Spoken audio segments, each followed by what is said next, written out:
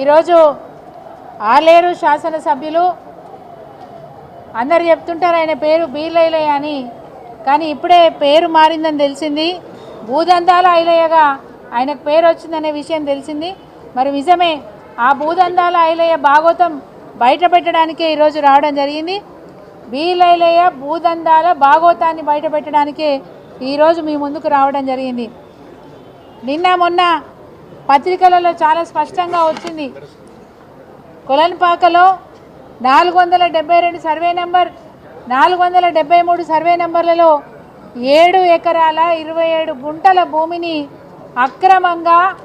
అక్రమంగా బెదిరించి, యజమానులను బెదిరించి 17 తారీఖు నాడు రిజిస్ట్రేషన్ చేసుకొని 19 తారీఖు నాడు నాలా పర్మిషన్లు తీసుకొని రాత్రికి రాత్రే అధికారులను బెదిరించి 20 తారీఖు నాడు, 21 తారీఖు నాడు, 23 తారీఖు నాడు 154 మంది పేరు మీద ప్లాట్లు రిజిస్ట్రేషన్ చేయడం జరిగింది.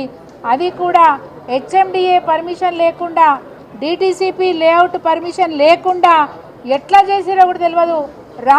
రాత్రి ఫెన్సింగ్ వేసేసి తెల్లారే వరకల్లా 154 మంది పేరు మీద మరి రిజిస్ట్రేషన్లు జరిగినాయి.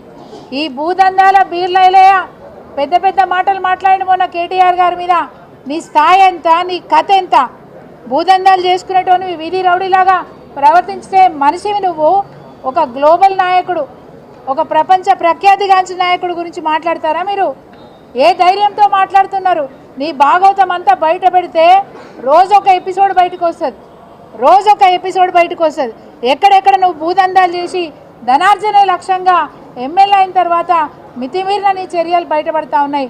ఇవాళ నీ పుణ్యమే కదా సబ్ రిజిస్ట్రార్ గారు సస్పెండ్ అయినరు. నీ పుణ్యమే. నువ్వు బెదిరిస్తే రాత్రికి రాత్రి రిజిస్ట్రేషన్లు చేసినందుకు వారు కూడా సస్పెండ్ అయినరు. ఇవన్నీ ఆధారాలు లేకుండా మాట్లాడతలేం. పక్కా సాక్ష్యాలతో వచ్చినాను. నీ భూదందాల భాగవతాన్ని బయటపడడానికి వచ్చినాం. బిడ్డ, నువ్వు కేటీఆర్ గురించి మాట్లాడతావా? ఏ ధైర్యంతో మాట్లాడుతున్నావు? ఏ స్థాయిలో ఉన్నా అని మర్చిపోయి మాట్లాడుతున్నావు? కేటీఆర్ గారి స్థాయికి నువ్వు తగ్గుతావా అని నేను అడుగుతా ఉన్నాను. గౌరవ కేటీఆర్ గారు ఈ హైదరాబాద్ని, తెలంగాణని ప్రపంచ స్థాయిలో నిలబెట్టడానికి ప్రయత్నం చేసినారు. శాతగాని మీరు యారుగుట్ట దేవాలయాన్ని కూడా ఈరోజు మరి భ్రష్టు పెట్టించే ప్రయత్నం చేస్తూ ఉన్నారు. ఆ ప్రఖ్యాతిని దిగజార్చే ప్రయత్నం చేస్తూ ఉన్నారు. మీరు కేటీఆర్ గారి గురించి మాట్లాడడం నిజంగా కూడా దురదృష్టకరం. ఈరోజు వారి దందాల గురించి చాలా స్పష్టంగా చెప్పడానికి ఆధారాలతో రావడం జరిగింది.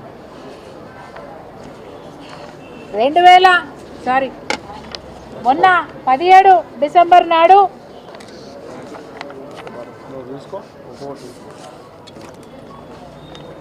సేల్ డీడ్, ఇది 17 డిసెంబర్ నాడు మరి రాజేంద్ర ప్రసాద్ శర్మ దగ్గర నుంచి చెల్లా అంజనీ ప్రసాద్ గారికి సేల్ డీడ్ జరిగినట్టుగా ఇగో ఇది డాక్యుమెంట్. ఈ సేల్ డీడ్ 17 డిసెంబర్ నాడు జరిగింది. దాని తదనంతరం 17 డిసెంబర్ నాడు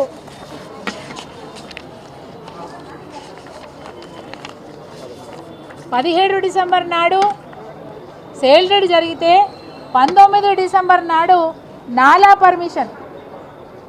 పర్మిషన్ జరిగిన తర్వాత వరుసగా 20 తారీఖు నాడు రాత్రే ఫెన్సింగ్ వేసి, డిటిసిపి లేఅవుట్ పర్మిషన్ లేకుండా రాత్రే ఫెన్సింగ్ వేసి ఇదో 154 మందికి ప్లాట్లు రిజిస్ట్రేషన్ చేసినారు.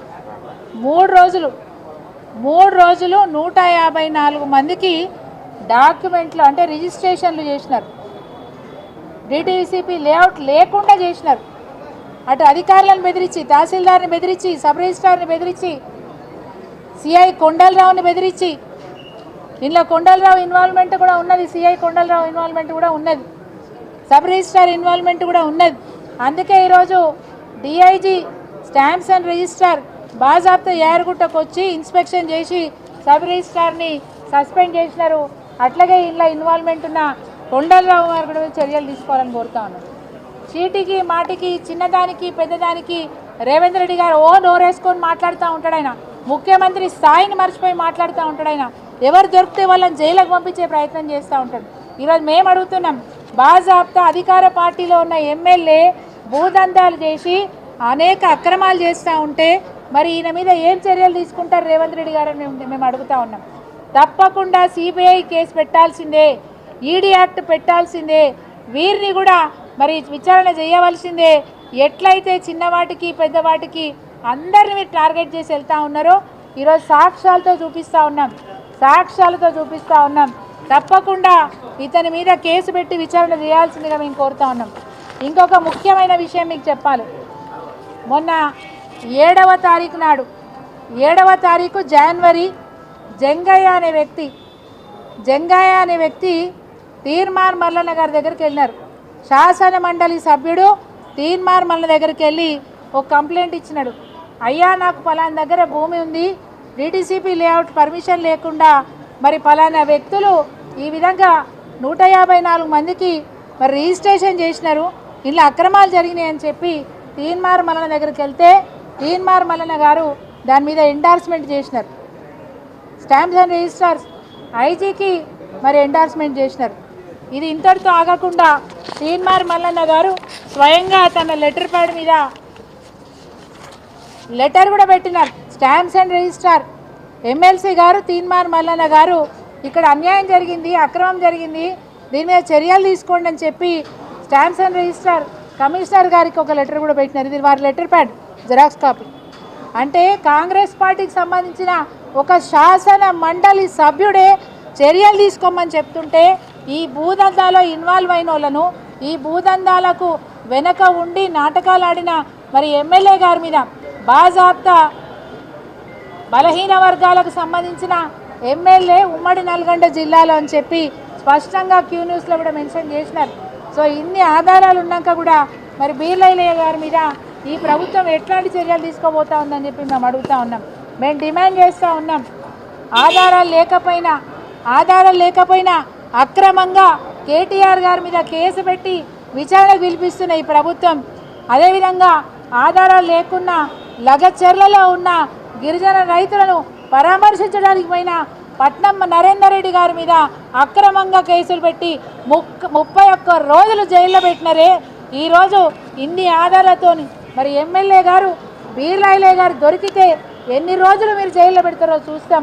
ఒకవేళ ఈ ప్రభుత్వం కనుక పక్షపాతం చూపించి వాళ్ళ ఎమ్మెల్యేను కాపాడుకునే ప్రయత్నం కనుక చేస్తే ఎక్కడి వరకైనా పోతాం, కోర్టుకైనా పోయి బాజాబ్తా ఆ శాసనసభ్యుడి మీద యాక్షన్ తీసుకునే దాకా వదిలిపెట్టమనే మాట చెప్తా ఉన్నాను. అనేక మందిని బెదిరించి అవసరమైతే నేను కిడ్నాప్ చేస్తా అని చెప్పి బెదిరించి మరి చేస్తూ ఉన్నారు. బీర్లైలయ్యతో పాటు ఆయన అనుచరులు కూడా. ఇగో మా యాదగిరిగుట్ట మండల బీసీసీఎల్ కన్వీనర్ కౌడ మహేందర్ ఇవాళ ఉదయం ఫోన్ చేసి అరే నువ్వు ఎక్కువ తక్కువ నకరాలు చేయకని చెప్పి బెదిరిస్తూ ఉన్నారు. ఆయన అనుచరుడు మాజీ ఎంపీపీ చీర శ్రీశైలం వాట్సాప్లలో కాల్ చేసి బెదిరిస్తూ ఉన్నారు. నువ్వు రోడ్డు మీదకి వస్తే నీ అంత చూస్తా అని మాట్లాడుతూ ఉన్నారు. ఏం చేస్తారు మీరు అంటే మీకు ఎదురు మాట్లాడితే, మీరు చేసే అక్రమాల గురించి మాట్లాడితే మా మీద మీరు దాడి చేస్తా అని చెప్పి బెదిరిస్తారా? ఈ విధంగా బెదిరిస్తున్న నాయకుల మీద వెంటనే చర్యలు తీసుకోవాలని చెప్పి మేము డిమాండ్ చేస్తూ ఉన్నాం. రేవంత్ రెడ్డి గారు మీరు గొంతెత్తి మాట్లాడడం, నేను గొప్ప మనిషిని చెప్పుకోవడం కాదు, ఇవాళ నీ ప్రభుత్వంలో పనిచేస్తున్న భూదందాల బీర్లైలయ్యను నువ్వేం చేస్తావో చూస్తాం. నిజంగా నీకు ఎంత నిజాయితీ ఉందో ఈ ఒక్క కేసులో బయటపడిపోతుంది నీ నిజాయితీ. మరి అతని మీద చర్యలు తీసుకునే వరకు ఊరుకునేది లేదని చెప్పి ఈ సందర్భంగా తెలియజేస్తా ఉన్నాం.